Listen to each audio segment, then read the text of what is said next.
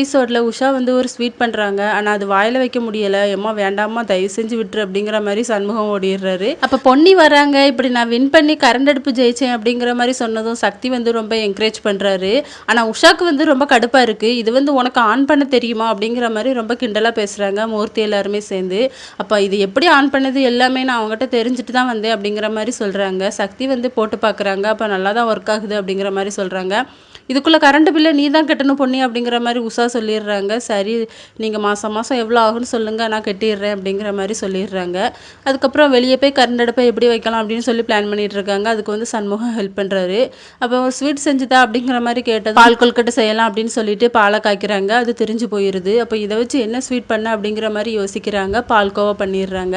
அப்போ உஷா வராங்க. திரிஞ்சு போன பாலை வச்சு என்ன பண்ணுவேன் அப்படிங்கிற மாதிரி பால்கோவா செஞ்சு எல்லாருக்குமே கொடுக்குறாங்க. அப்போ ஃபஸ்ட்டு உஷா வேண்டாங்கிறாங்க.